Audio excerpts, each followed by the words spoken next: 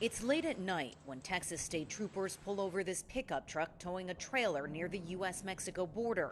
The driver says there are two horses inside.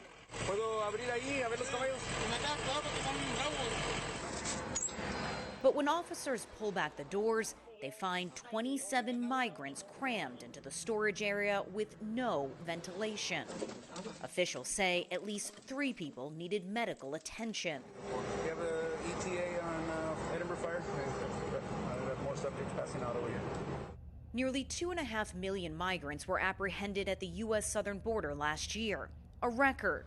And while numbers have plunged in recent months, Texas is fortifying its defenses. The first of at least 1,800 National Guard soldiers have moved into a new 80-acre military base in Eagle Pass, which is ground zero for an ongoing clash between state and federal officials over border security.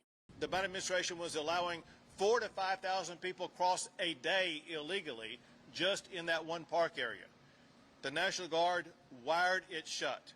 Now, as opposed to having 4,000 or 5,000 people crossing a day, in the last 2 months, for example, there's been an average of only about 2 people crossing the border in that 50-acre park a day. Mexico is partly to thank. Law enforcement there has been stopping nearly 3 times as many migrants from crossing the border as last year.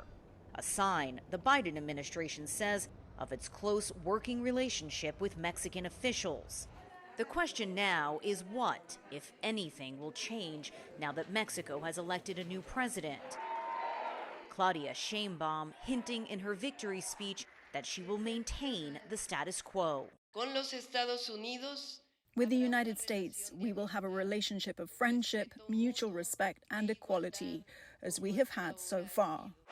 In a statement, President Joe Biden congratulated Sheinbaum, saying he looks forward to working closely with the president-elect in the spirit of partnership and friendship. The first test could come this week. According to reports, President Biden will sign an executive order on Tuesday that will halt asylum requests and allow for people to be automatically turned away once Border Patrol hits a daily threshold of migrant encounters. It would be Biden's most aggressive crackdown yet, a glaring indication of how important border security is this election year and how eager he is to show voters he can be tough on immigration just like his Republican rival.